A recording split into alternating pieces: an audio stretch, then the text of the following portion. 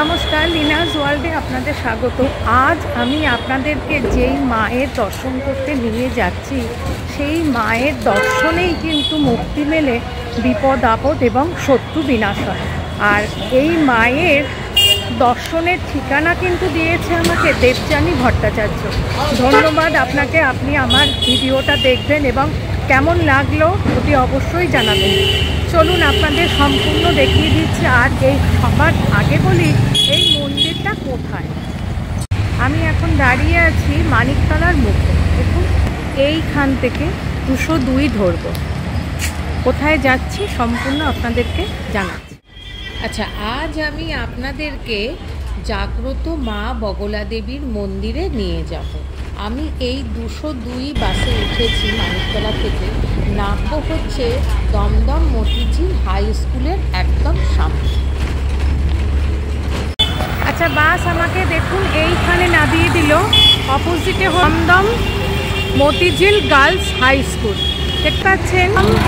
Motijheel girls high স্কুলের অপোজিটে নামিয়ে দিয়েছে। আমি যাব হচ্ছে এই পাশেই যেই রাস্তাটা দেখতে পাচ্ছেন, এই বাসন্তী সুইটস, এই রাস্তা দিয়ে আমি সোজা যাব। চলুন আপনাদের দেখিয়ে দিই। এই যে হচ্ছে বাসন্তী সুইটস, আর এখান থেকে সোজা যাব।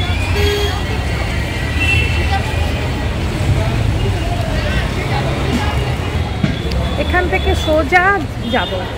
আর এখানে কিন্তু আপনারা টোটো পেয়ে যাবেন, টোটো করেও নিতে পারেন, 10 টাকা ভাড়া নেবে। আমি কিন্তু হেঁটেই যাচ্ছি, চলুন আপনাদের দেখিয়ে দিচ্ছি। যেতে হবে, আপনারা যদি ট্রেনে করে আসেন তাহলে দমদম স্টেশনে নেবে, ওখান থেকে অটো বা বাসে করে এই মতিঝিল স্কুল বললেই আপনাদেরকে নামিয়ে দেবে। আচ্ছা, বাসন্তী মিষ্টান্ন ভাণ্ডার থেকে আমার এখানে আসতে লাগলো 3 থেকে 4 মিনিট। দেখুন, একদম মন্দিরের সামনেই দাঁড়িয়ে আছি, দেখতে পাচ্ছেন। মন্দিরটি 5টা রত্ন বিশিষ্ট, দেখতে পাচ্ছেন।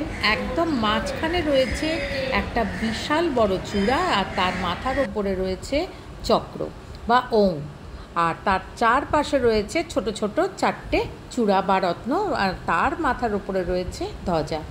আর মন্দিরের কালারটা দেখুন, অপূর্ব সুন্দর একটা মিষ্টি কালার, তাই না?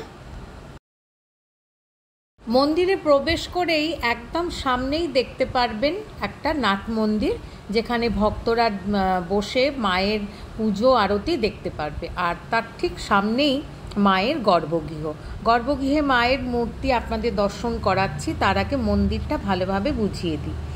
আর আপনারা যদি ভোগ পেতে চান তাহলে এই যে পাশেই দেখতে পাচ্ছেন ওই ছোট যে দরজাটা, ওখানে যেয়ে আপনাদেরকে কুপন কাটতে হবে এবং ওখান থেকে আপনাদেরকে প্রসাদ বিতরণ করা হবে।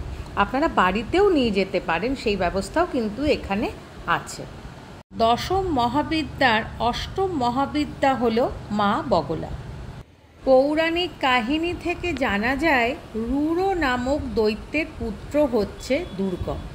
তিনি দেবতাদের থেকেও শক্তিশালী হবার জন্য কঠোর তপস্যা করতে আরম্ভ করে দেন। অবশেষে তার তপস্যায় সন্তুষ্ট হয়ে ব্রহ্মা তাকে বর দিলেন।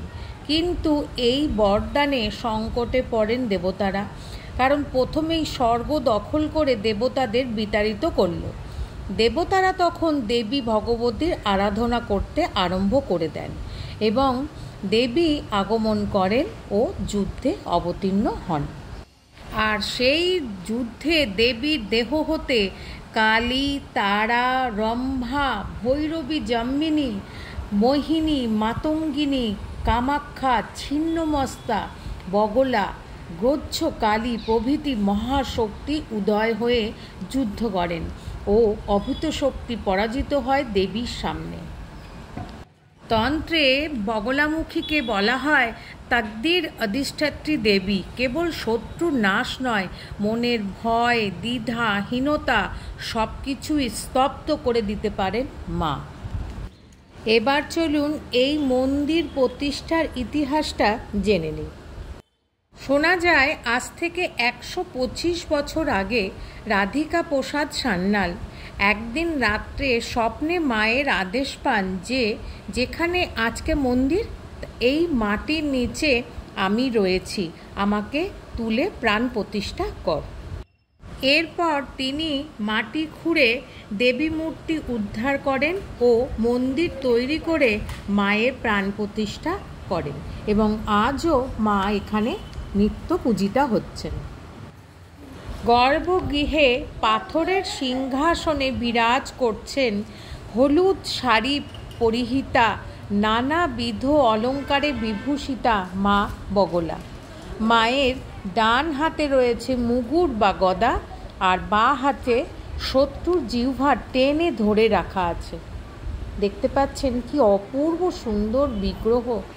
গর্ভগৃহের বাঁ দিকে রয়েছে কোষ্ঠী পাথরের শিবলিঙ্গ আর তার পাশে রয়েছে নন্দী মহারাজ আর তার পাশে রয়েছে দোলনায় গোপাল আর শিবলিঙ্গর সামনে রয়েছে লোকনাথ বাবার সুন্দর বিগ্রহ আর মা তারার একটা অপূর্ব সুন্দর ফটো।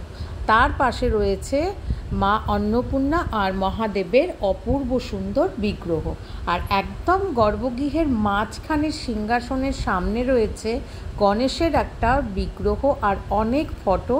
সেই ফটোতে রয়েছে মা লক্ষ্মী রয়েছে, দক্ষিণা কালিকা রয়েছে, আদ্যা মা আছে আর একদম সামনে রয়েছে অনেকগুলো নারায়ণ শিলা আর রয়েছে বগলা মায়ের অপূর্ব সুন্দর বিগ্রহ আর এ পাশেও অনেকগুলো বিগ্রহ রয়েছে।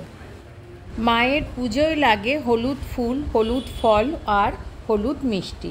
মন্দিরে পুরোহিত মশাই থাকেন, ওনাকে দিলে উনি নাম গোত্র দিয়ে পুজো করে দেন।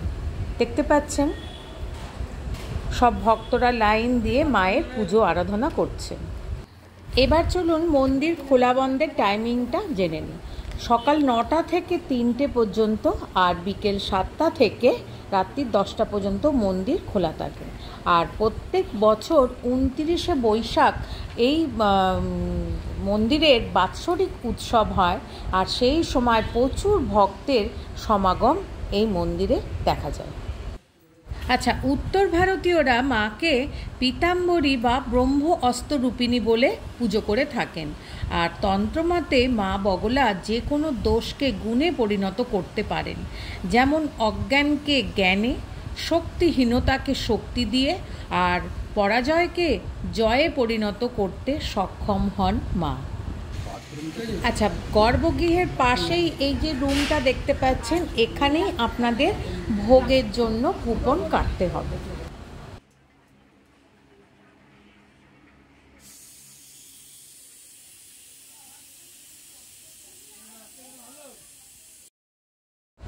এইটা হচ্ছে ভোগের ঘর, এখানে মায়ের ভোগ প্রস্তুত করা হয়। চলুন মায়ের ভোগে কি থাকে সারাদিনে সম্পূর্ণ জেনে নিই প্রস্তুতকারীর মুখ থেকে। নামটা? আমার নাম হচ্ছে মালা চক্রবর্তী। আচ্ছা, আমি 27 বছর ধরে মন্দিরে যুক্ত আছি। আচ্ছা, তার আগে আমার দিদি শাশুড়ি করতেন, তার আগে দিদি শাশুড়ি করার পরে যাই হোক, তারপরে আমার দিদি শাশুড়ি অসুস্থ হওয়ার পরে আমি করছি। মার 125 বছর বয়স। মার এখানে রোজ সকাল 9টায় মন্দির খোলা হয়, 3টের সময় মন্দির বন্ধ করা হয়, আবার বিকালে সন্ধ্যে 7টায় করে রাত্রি 10টায় বন্ধ হয়। মার সকালে বাল্যভোগ হয়, দুপুরবেলা অন্ন ভোগ হয়, রাত্রিবেলা বাল্যভোগ দেয় মাকে, আরতি হয়। বিশেষ দিনে অমাবস্যায় হোমযজ্ঞ হয়, আপনার অন্নপূর্ণা পুজো হয়, কালী পুজো হয়, দুর্গা পুজোর সময় পুজো হয়, অষ্টমীর দিন। সব 12 মাসে 13 পার্বণ আমাদের এখানে পুজো হয়। বগলামুখী অষ্টমে মা বগলা সিদ্ধিদাতা, অষ্টমে বগলা শত্রু দমনকারী বগলা মা। মা নিচ থেকে উঠেছেন। আচ্ছা, এই মন্দিরে নিচ থেকে উঠেছেন। রাধিকা প্রসাদ সান্যাল এই মন্দির স্থাপিত করেছিলেন।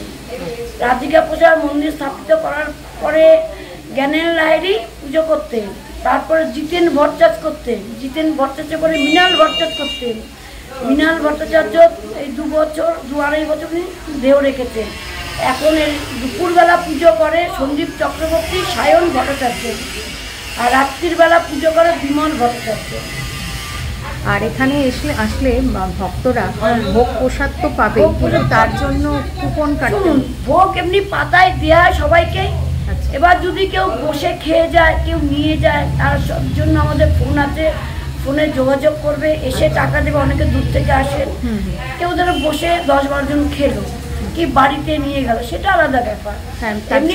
তার জন্য দিতে হবে টাকা পয়সা। তার কি কুপনের ব্যবস্থা? না, ওনারা ফোনে বলে দেবেন, আমরা আয়োজন করবো, না আসবেন, ভোগ নিয়ে যাবেন কি খাবেন, তখন ওরা টাকা দিয়ে দেবেন। আচ্ছা, তার কোনো নির্দিষ্ট প্রণামী নেই, যেটা তখন আপনারা বলবেন। আর বিকেলে যে ফল প্রসাদ দেওয়া হয়, ফল প্রসাদ দিয়ে পুজো দেওয়া হয়, আরতি হয়। আচ্ছা, তো আরতি কি 3 বারই হয়? হ্যাঁ।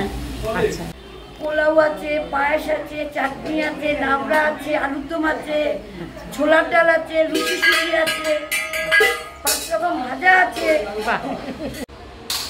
মায়ের মন্দিরে একটা জিনিস খুব ভালো লাগলো, যে সকালবেলা খোলার পর থেকে ভোগ আরতি হওয়ার আগে পর্যন্ত যতই ভক্তরা আসুক না কেন, প্রত্যেকটি বাড়ি অঞ্জলি দিতে পারছে, এবং তার জন্য কিন্তু পুরোহিত মশাই সবসময় এখানে রয়েছেন।